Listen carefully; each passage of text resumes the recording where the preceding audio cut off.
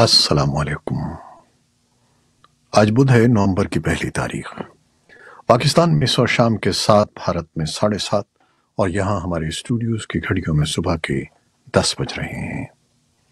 Voice of America Washington کی Urdu service سے میں ہوں خالد حمید، خبروں کے ایک بلیٹن کے ساتھ۔ اسرائیل نے کہا ہے کہ اس نے منگل کے روز غزہ کی پٹی کے شمال میں حماس کے سرنگوں کے نیٹ ورک پر فضائی حملے کیے ہیں، جبکہ جبالیہ پناہ گزین کیمپ کے قریب ایک حملے میں کم از کم 50 افراد موت کا شکار ہو گئے اور درجنوں زخمی ہو گئے۔ حماس نے کہا کہ پناہ گزین کیمپ پر اسرائیل کی بمباری میں 3 غیر ملکیوں سمیت 7 یرغمالی مارے گئے ہیں۔ اسرائیلی فوج کا کہنا ہے کہ منگل کو غزہ میں جنگی کارروائیوں کے دوران 9 اسرائیلی فوجی مارے گئے، جس کے ساتھ اکتوبر سے اب تک ہلاک ہونے والے اسرائیلی فوجیوں کی کل تعداد 326 ہو گئی ہے۔ اسرائیلی فوج کے ترجمان نے حماس پر الزام عائد کیا ہے کہ وہ منگل کو غزہ کی پٹی میں جبالیہ کے علاقے میں انسانوں کو ڈھال کے طور پر استعمال کر رہی ہے، جہاں اسرائیلی فضائی حملوں میں درجنوں افراد مارے گئے تھے۔ مغربی کنارے کے فلسطینیوں نے بدھ کو غزہ کے علاقے جبالیہ پر اسرائیلی فضائی حملوں کے خلاف احتجاج کرتے ہوئے عام ہڑتال کا اعلان کیا ہے۔ جنوبی امریکہ کے ملک بولیویا نے غزہ پر اسرائیلی حملوں کے سبب تل ابیب سے سفارتی تعلقات منقطع کر دیے ہیں، جبکہ اس کے ہمسایہ ممالک کولمبیا اور چلی نے بھی اپنے سفیروں کو مشاورت کے لیے طلب کر لیا ہے۔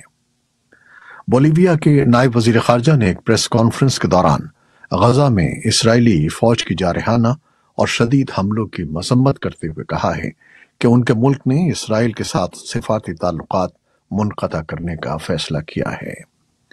بولیویا مشرق وسطی کی تازہ ترین صورتحال کے پیش نظر اسرائیل سے تعلقات منقطع کرنے کا اعلان کرنے والا پہلا ملک ہے۔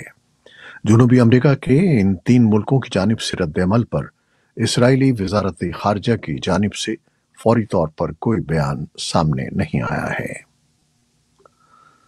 متحدہ عرب امارات کی وزارت خارجہ نے ایک بیان جاری کیا ہے جس میں اسرائیل کی جانب سے تازہ حملے کے بارے میں کہا گیا ہے کہ یہ خطے میں ناقابل تلافی اثرات کا باعث بنے گا۔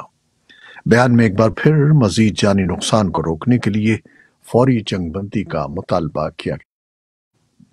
سعودی عرب نے اس حملے کو اسرائیلی قابض افواج کی طرف سے غیر انسانی نشانہ بنانے کے طور پر مذمت کی ہے، جبکہ ایران کی وزارت خارجہ کے ترجمان نے پیغام رسانی کی سائٹ ٹیلی گرام پر ایک پوسٹ میں کہا ہے کہ یہ حملہ اسرائیل کی طرف سے کیا جانے والا ایک اور جنگی جرم ہے۔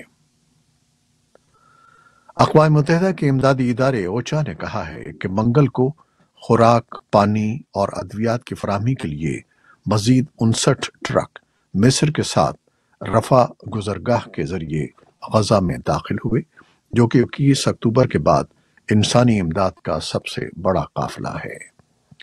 غزہ میں زندگی بچانے والے آلات کو چلانے کے لیے ایندھن کی فراہمی پر پابندی ہے، اسی لیے ہسپتالوں میں بہت سے زخمیوں کا علاج مشکل ہو رہا ہے۔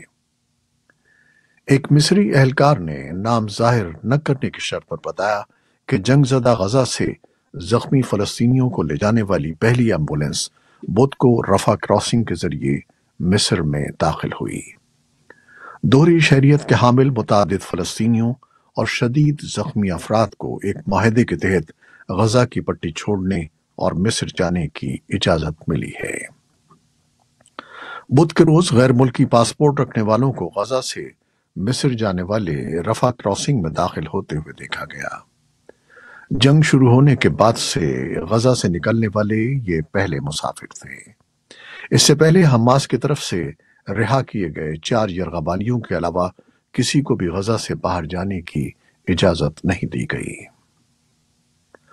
امریکی وزارت خارجہ کے ترجمان میتھیو ملر کے ایک مختصر بیان کے مطابق امریکی وزیر خارجہ اینٹنی بلنکن جمعے کو اسرائیلی حکام کے ساتھ ملاقاتوں کے لیے اسرائیل کا سفر کریں گے، جس میں خطے میں دوسرے ملکوں کا دورہ بھی متوقع ہے۔ ملر نے کہا کہ بلنکن نے منگل کو اسرائیلی صدر اسحاق ہرزوگ کے ساتھ فون پر بات کی۔ بلنکن اور ہرزوگ نے حماس کے زیر حراست 240 یرغمالیوں کی رہائی، غزہ میں فلسطینی شہریوں کے لیے ضروری امداد کی رفتار اور حجم کو بڑھانے اور تنازع کو پھیلنے سے روکنے کے لیے انتھک محنت کرنے کا بھی عہد کیا۔ صحافیوں کے حقوق کے لیے کام کرنے والی ایک عالمی تنظیم نے بدھ کو کہا ہے کہ اس نے اسرائیل پر جنگی جرائم کے الزامات عائد کرتے ہوئے صحافیوں کی ہلاکت پر بین الاقوامی فوجداری عدالت ICC سے رجوع کیا ہے۔ رپورٹرز وداؤٹ بارڈرز نے کہا کہ اس کی شکایت غزہ میں فلسطینی صحافیوں کے خلاف جنگی جرائم اور ایک اسرائیلی صحافی سے متعلق ہے۔ تنظیم نے ایک بیان میں کہا کہ خاص طور پر شکایت کا تعلق 8 فلسطینی صحافیوں سے ہے جو اسرائیل کی طرف سے غزہ میں شہری علاقوں پر کی جانے والی بمباری میں مارے گئے تھے، اور ایک اسرائیلی صحافی جو 7 اکتوبر کو حماس کے حملے کی کوریج کرتے ہوئے مارا گیا تھا۔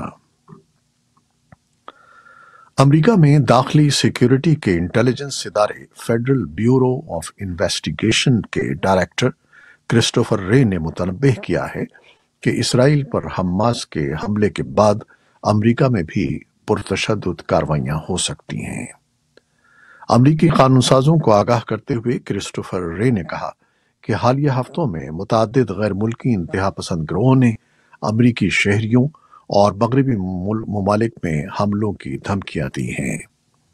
ڈائریکٹر کرسٹوفر رے نے سماعت کے دوران بتایا کہ FBI پہلے ہی دیگر ممالک میں امریکی فوجی اڈوں پر حملوں میں اضافہ دیکھ رہی ہے، اور اگر مشرق وسطیٰ میں تنازع بڑھتا ہے تو امریکی املاک پر سائبر حملوں کا بھی امکان ہے۔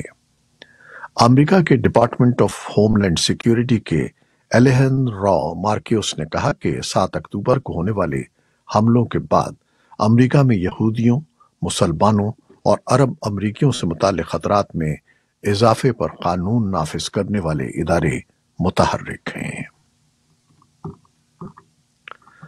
امریکی وزارت دفاع پینٹاگون مشرق وسطیٰ میں مزید 300 فوجی بھیج رہی ہے کیونکہ عراق اور شام میں امریکی اڈوں پر حملوں میں اضافہ ہو رہا ہے۔ پینٹاگون کے ترجمان بریگیڈیئر جنرل پیٹ رائڈر نے کہا کہ مشرق وسطیٰ میں امریکی اڈوں پر راکٹ اور ڈرون حملوں کی کل تعداد بڑھ کر 27 ہو گئی ہے، جس میں 6 چھوٹے پیمانے کے حملے بھی شامل ہیں جو گزشتہ ہفتے امریکی جنگی طیاروں کے شام میں ایرانی حمایت یافتہ ملیشیا کے ٹھکانوں پر حملے کے بعد سے ہوئے ہیں۔ جنرل پیٹ رائڈر نے کہا کہ اضافی فوجی دھماکہ خیز مواد کو ٹھکانے لگانے اور مواصلات میں مہارت رکھتے ہیں، اور وہ خطے میں پہلے سے موجود امریکی فوجیوں کو تقویت دیں گے۔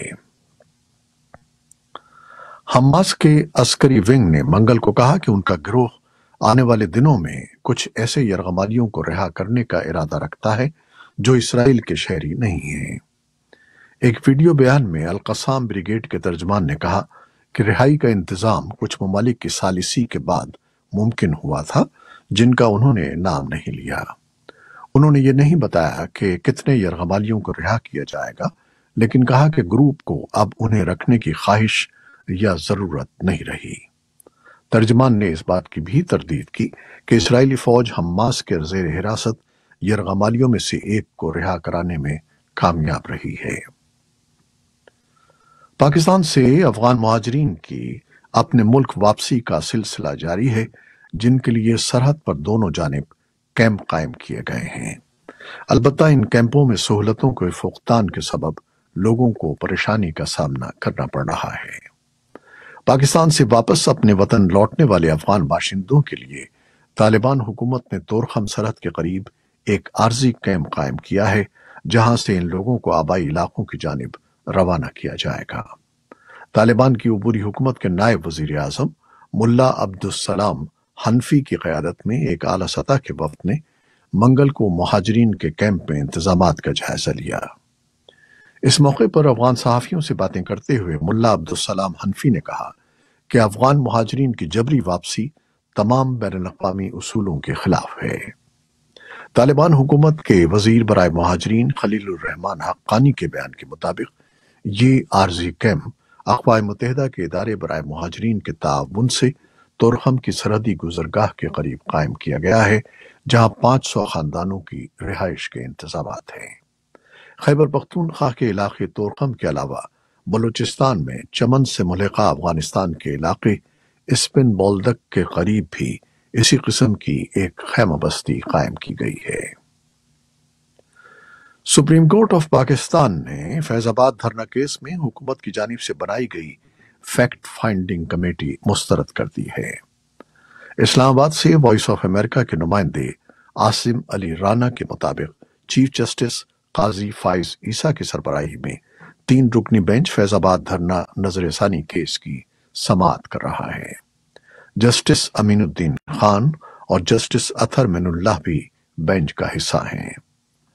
واضح رہے کہ نومبر سن 2017 میں اسلام آباد اور راولپنڈی کے جنکشن فیض آباد کے مقام پر تحریک لبیک پاکستان کے دھرنے پر لیے گئے از خود نوٹس کیس کو سپریم کورٹ نے سن 2019 میں نمٹا دیا تھا اور حکومت اور قانون نافذ کرنے والے اداروں، انٹیلیجنس ایجنسیوں اور فوج کے شعبہ تعلقات عامہ کو ہدایت کی گئی تھی کہ وہ اپنے دائرۂ اختیار میں رہتے ہوئے کام کریں۔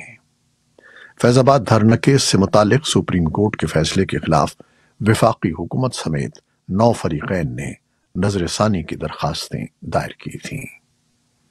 یہ تھیں وہ خبریں جو فیس بک لائیو پر ہم نے آپ کے لیے پیش کی۔ ہماری ویب سائٹ، یوٹیوب اور پوڈ کاسٹ پر یہ بلیٹن آپ کے لیے پوسٹ کر دیا جاتا ہے۔ آپ ہمارے بلیٹن کو شیئر کرتے ہیں اور اپنے کمنٹس میں محبتوں کا اظہار کرتے ہیں، جس کے لیے ہم آپ کے فرداً مشکور ہیں۔ اپنی ان محبتوں کو جاری رکھیے گا۔ نیوز پروڈیوسر عائزہ عرفان اور نیوز ایڈیٹر ندیم یعقوب کے ہمراہ خالد حمید کو اب اجازت دیجیے گا۔ اللہ حافظ۔